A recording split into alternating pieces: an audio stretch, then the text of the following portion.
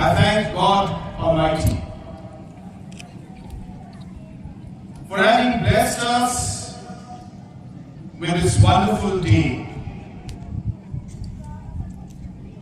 Today, as we celebrate the closing ceremony of 25 years of St. Anthony's Higher Secondary School, and almost close to 70 plus years of the LP school, let us remind ourselves that this is not just a celebration.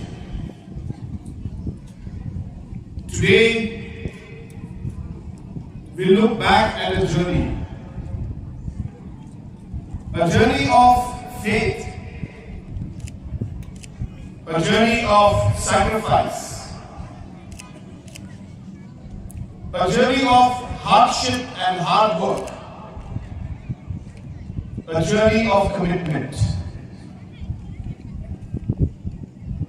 I cannot imagine in 1957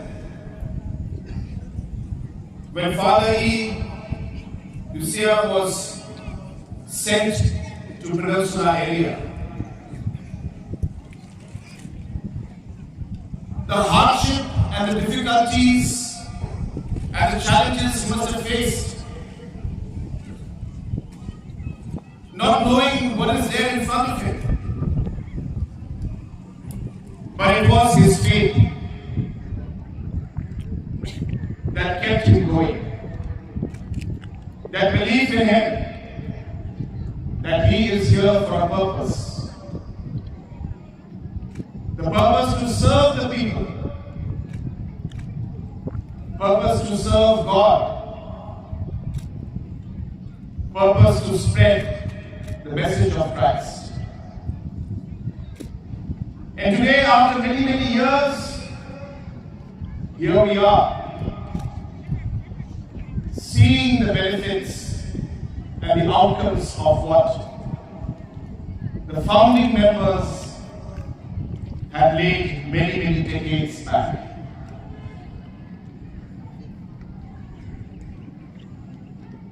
The solutions have contributed to our state and to our region and to our country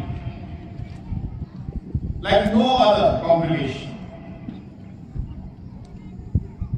I can share with you that I am also kind of an imperfect product of a solution.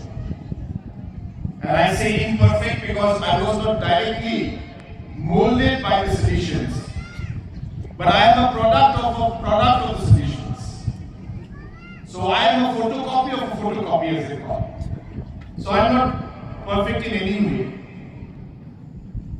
But as one of the past people just mentioned, that the kind of character, the kind of principles, the kind of values that are brought in through the mission that the church has started, through the solutions, through our different fathers, sisters, brothers, who have sacrificed everything they had so that they can give back to all of you.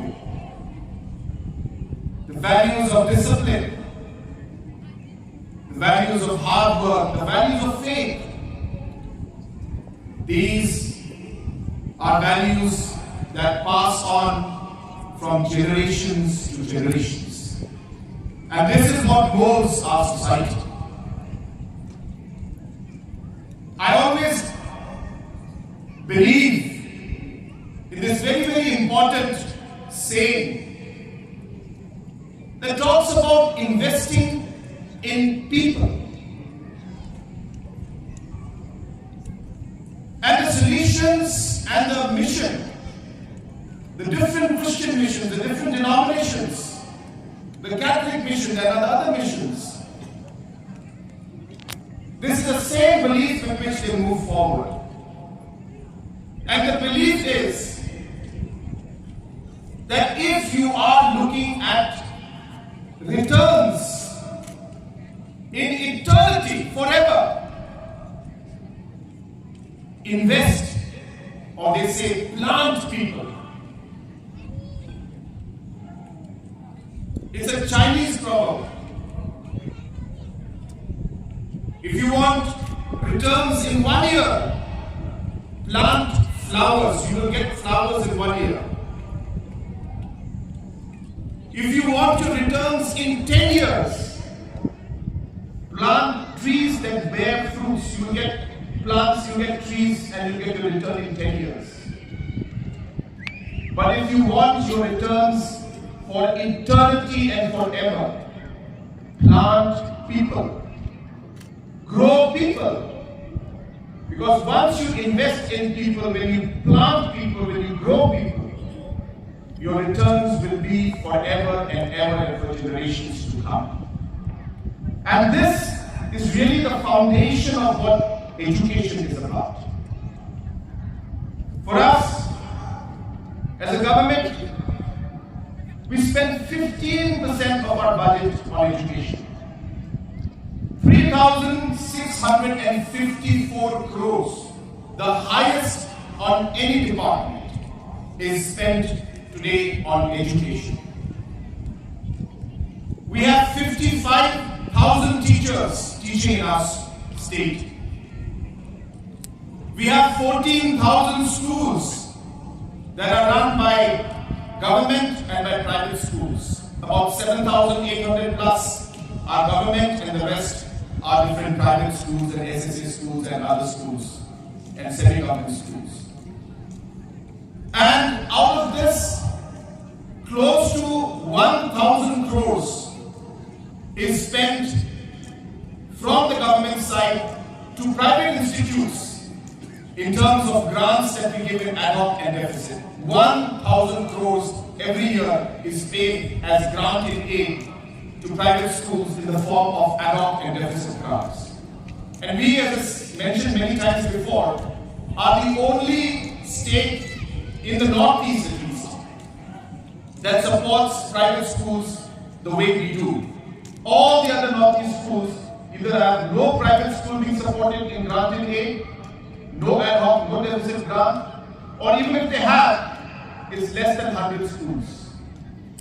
But Meghalaya supports close to 4,000 plus, almost 5,000 schools, which are private, but we spend 1,000 crores of our budget paying salaries and giving granted aid to these teachers. And we're proud of it. And we're happy to see that because of this investment, our education sector has grown, has evolved, and today is serving the people of our state. Yet, we face challenges. Yet, we have low pass percentage. Yet, we have high dropout rates. Yet, the quality of our education is not at the level that we would want it. Now, these are areas we desire to change. We're working towards them, but they're not something that we can do immediately or within a few years' time. These are inherent systematic problems we face, multiple layers of schools. Just to share an example of what problems we face, because of the multiple schools we have, that you will have one area which has got the LP school run by the state government, but the upper primary is run by the SSA, and then the secondary is run by ad hoc, and after that the higher secondary is run by deficit, and that too by different managing committees. Now these structures are there, and we would want to change this in one go and put all of them under one managing committee so that the transition for the students is easier. But obviously there are challenges in it. And hence these kind of problems cannot be resolved in 1 year, 2 years, or even 5 years. Because these have many reactions. Teachers, their livelihoods, and other other aspects of politics also are involved. And hence we have to transform and transition into a phase where we are able to bring the schools into a more uniform structure, which takes time. But this is exactly what our Honorable Deputy CM was telling you we are working towards. And I'm hopeful that once and for all, we will be able to create a proper system and a structure for most of the granted aid schools, especially our ad hoc schools, and also the SSA schools, which are semi-government, means it is central plus state. So it is government, but state is paying 10% of it, 90% comes from center. So we are hoping that within the next few weeks, maybe a month, we should be able to come out with a very, very good structure, so that once and for all, we are able to resolve the problem of ad hoc teachers and the SSA teachers, and we don't have any issue, and there's a structured and a systematic way in which we move forward. So this is something that we are very keen, and I'm very hopeful that the seeds that we will sow today, the foundations that we will lay today, to bring that change and transformation in the education sector will bear fruits in the years to come. As I said, it's a structural issue which requires time for transition. It cannot be simply changed just because we want to change them. A lot of complications and layers are there. But what we're doing today, as I said, I hope we'll be able to lay that structure. So I'm hopeful that all the investments we are making in education slowly are showing results. But we have many, many challenges ahead. And for that, as a society, as schools, as stakeholders, we all must all do our part to bring that change and to be that change that we would like to see in the education sector. I also would like to share with you, especially to our parents and especially to our teachers. I was listening to the words of the past pupil, person who spoke before me, mentioning about the teachers, sometimes being strict. And I remember we went through the same thing. But I'm sure that the teachers must have done it for your good, for our good, for the discipline that they felt that we needed. It was a different world at that point in time, but those were the ways in which the discipline was taught in. But in today's world, I do want to share this with you and, in a way, complement what our past people have mentioned. And there is one message that I would like to give to the parents and the teachers especially. You play a very, very important role in a child's life. And I've always seen, especially in our society, tribal society, and to some extent in the Indian society also, that we do tend to sometimes undermine our own children in front of them or in front of others. And I think this is something that is there as a part of our culture in one way. We don't intend to undermine it. It's just that we don't want to show too much and talk too big about our child. We try to be humble. But sometimes in the process of being humble, we sometimes end up undermining the child, saying that, no, my child is okay, he's not very smart. So we try to talk like that. My message to you is that once you, as a parent, and once you as a teacher, make that statement, then that is the limit to which the child will grow. He doesn't have any more image or any more desire to move beyond that, because you've already set him where him or her, where he or she is. And you set that standard for him. But one word from you to motivate the child, saying that, you know what, you can do much more than what you think you are. You are a person who I think can become a very successful person in life. There's so much in you. These words not just inspire, and these are not words that will flatter the kid, but it will raise that bar and that image and inspire him or her to achieve that image that you have created of him or her. Build that one statement to me. I urge the teachers and parents, play that role of being an inspirer. Play that role of being a motivator. Play that role of setting that standard for your child which you would like to see in him or in her. Last but not the least, I want to tell Father Lucas that he has broken a very, very big tradition. I must say this. Very big tradition has been broken. I remember my father used to tell me, we used to go always to his missions. And he used to tell me, they had given us a cup of tea.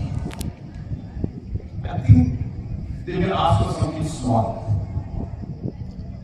But then if they give a large lunch with a lot of dishes, you can expect a very big memorandum. So today, before the lunch only I got the memorandum. So that tradition has been broken. So I must complain. And I formally mentioned this to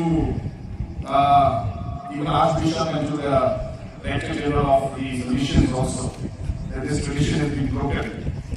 But I'm sure that Father Lucas will definitely make up for this. But I want to share my last story before I conclude. And this again, not to flatter, not to, give any kind of wrong messaging out here. I hope you take it in a very light way. Is that I have always seen that the kind of return in investment that is done at the level of our missions, the church-based organizations, the different congregations, I don't think we'll see the return on investment in any other sector. By that I also mean in terms of schemes. I remember once I went to Jingiarap. This was a long time back, maybe 15, 20 years back. My late father was a member of parliament. I think he had given 5 lakh rupees or something for his scheme. And we had gone to inaugurate the building. So when we went to inaugurate the building, there were 7 or 8 rooms in the ground floor, and there was a second floor, 7 and 8 rooms. And my father was shocked. He said, how will you make this in 5 lakhs? And father said, I remember father's name, Father Joy. Father Joy said, no, nothing. So Kerala, said nothing. I told the villagers, so they gave the labor, they had the manpower. Then I told them to make the bricks and give the bricks also to me. Then the sand also you pick up and bring the sand. Then I asked somebody else to give this donation, that donation. And the rest of the money you give 5 lakhs, we built 2 floors and 7, that is 14 rooms, classrooms was built with 5 lakh rupees. The reason I'm telling you this story is, this is the commitment with which the church today works. This is a commitment with which the honesty, the sincerity, the transparency with which the church today works and contributes to society. The difference that is making, every paisa, every rupee that is given, the returns are uninterrupted. And hence I am so happy to share and to tell you 2 things. Number 1, that from my Chief Minister's Special Development Fund, I will be giving a sum of 35 lakhs for the building from the Chief Minister's Special Development Fund. Second, we realize that the need for higher secondary schools is more because of the pass percentage in the secondary schools. And hence we are coming up with a program which is the final stage of drafting a guidelines where private schools, that means non-government schools, private schools, which could be government aided, based on their performance, based on geographical, issues, the fact that they will be very, interior locations, and other factors, the government intends to support, depending on funds of course, anything between 50 to 100 schools every year to extend their classrooms in higher secondary school. So we are almost at the final stage of drafting the guidelines. We should be able to announce the schools which will be getting this also very soon. And we are looking at a fund of anything between 50 lakhs to 1 crore, again, depending on the budget. But roughly that amount we intend to give to the schools so that they can expand the buildings and create more classrooms. Let me assure Father Lucas and the managing committee and the people of the area that this school will be included in that list also. So we will give funds from that scheme also because of the kind of work that you are doing, the difference that you make in the society, and the selflessness, the sacrifice and the commitment with which you have been working for the past decades to bring a difference into the lives of the young students and the people living in this area.